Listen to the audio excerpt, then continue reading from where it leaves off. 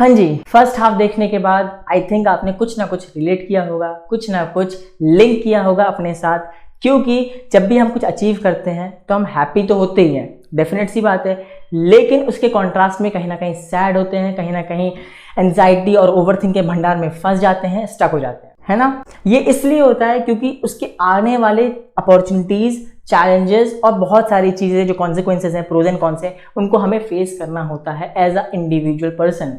इतना सब कुछ देखने के बाद बहुत ज़्यादा हैवीनेस हो जाती है।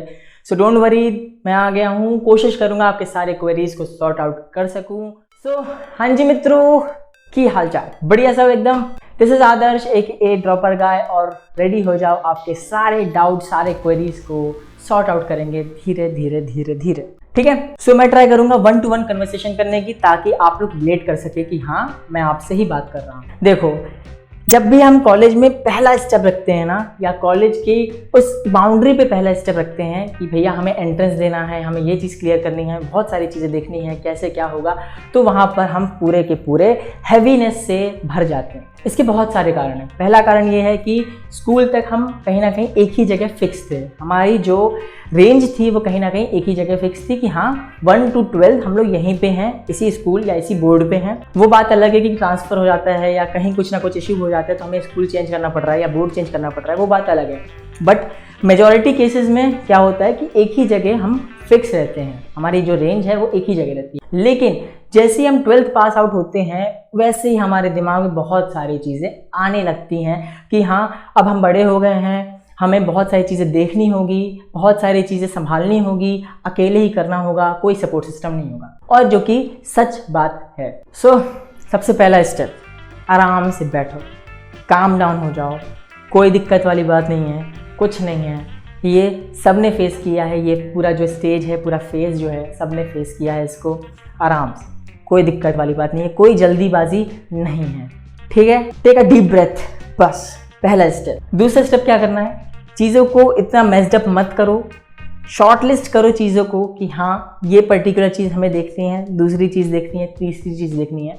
ये मत करो कि भाई सब कुछ एक साथ ही संभालना है, नई जगह जाएंगे, ऐसे दोस्त मिलेंगे, ऐसे लोग मिलेंगे, कैसा माहौल होगा, कैसा कॉलेज होगा, कैसा कैंपस होगा, कैसे कैसे लोग मिलेंगे। नहीं यार, पहले अभी अपने एंट्रेंस पे फोकस करो, क्योंकि अभी हर जगह के एंट्रेंस चल रहे हैं, ठीक है। कहीं ना कहीं काउंसलिंग स्टार्ट हो गई होगी, कहीं ना कहीं एंट्रेंस चल रहे होंगे। जुलाई और अगस्त के मंथ में ये चीज़ कॉमन है, कोई टेंशन वाली बात नहीं है। सबसे पहले आराम से बैठो, दूसरे स्टेप में चीज़ों को शॉर्ट लिस्ट करो, जहाँ जहाँ के आपने एंट्रेंस डाले हैं, जहाँ जहाँ की आपने काउंसलिंग भरी है, वो चीज़ें पहले सॉर्ट आउट होने दो, बाद में आगे की सोचना। ऐसा मत करो कि अभी ही सब कुछ सोच डालना है कि हाँ भाई मैं इतना पैसा उठाऊंगा घर से, इतना पैसा लूँगा, यहाँ खर्च करूँगा, वहाँ से खर्च करूँगा, ऐसे खर्च करूँगा, वैसे खर्च करूँगा। नहीं, ये सब चीज़ें बात के लिए रख दो, क्योंकि अभी अगर करोगे ना तो सब कुछ मेस्ड अप हो जाएगा, जिसकी वजह से शायद एंट्रेंस भी ख़राब हो सकता है, या आपका कोई डिसीजन जो बहुत अच्छा होना चाहिए था वो ना हो पाए।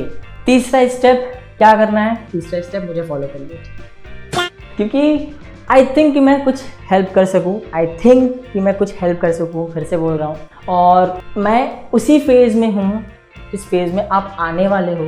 तो मेरी शायद कुछ गाइडेंस या कुछ पर्सनल जो ओपिनियंस हैं वो कहीं ना कहीं हेल्प कर दें। शायद गलत भी हों, बिल्कुल ऐसा भी नहीं है, क्योंकि मेरा पर्सनल एक्सपीरियंस होगा उसमें, शायद मैंने कुछ गलत बोला हो या कुछ जो डिसीजन नहीं लेना चाहिए था वो लिया हो, बिल्कुल ऐसा हो सकता है, गलतियाँ हो सकती हैं। तो उसके लिए अभी से ही सॉरी, क्योंकि मैं अपने पर्सनल एक्सपीरियंस के बेसिस पे ही बताऊंगा, ऐसा नहीं कि मैं भाई कुछ भी बता रहा हूँ, ठीक है। अपने एक्सपीरियंस को भी शेयर करूँगा, क्योंकि मैं उसी ही स्टेज में हूँ जिसमें आप स्टेज में आने वाले हैं। अब देखो, समझो कि college is a new beginning. ऐसा क्यों?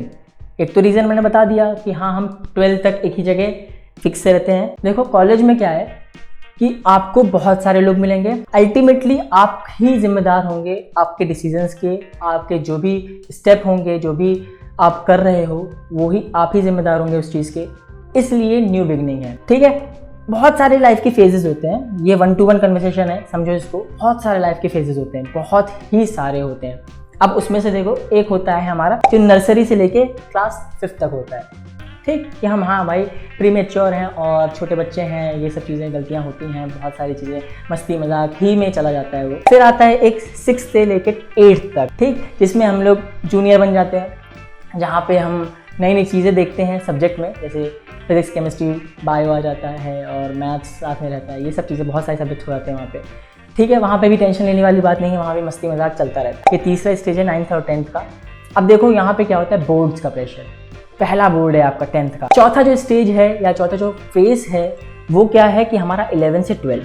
अब हम उस स्कूल के एकदम टॉप मोस्ट में आ चुके हैं, जहाँ पर हम अपने चीज़ों पे फोकस कर सकते हैं, थोड़े मैच्योरिटी आ जाती है, थोड़ी चीज़ें समझने लगते हैं, तो हम वहाँ पे चौथे स्टेप पे पहुँच जाते हैं। नाउ 5th स्टेप जो आता है कॉलेज। जैसे ही आप कॉलेज में स्टेप इन करते हैं, यहाँ पर आपके अंदर एक ऐसी चीज़ अपने आप ही आ जाती है जिसको बोलते हैं अजम्पशन। इसीलिए यहाँ पर हम बहुत सारी चीज़ें सीखते हैं, इसीलिए मैंने इसको बोला कि college is a new beginning of our life. जो स्टेप आप कॉलेज में लोगे उसके जिम्मेदार आप ही होगे, तो इसलिए ये एक और न्यू बिगनिंग है, क्योंकि यहाँ पे आप बहुत सारे एक्सपीरियंस को झेलने वाले हो।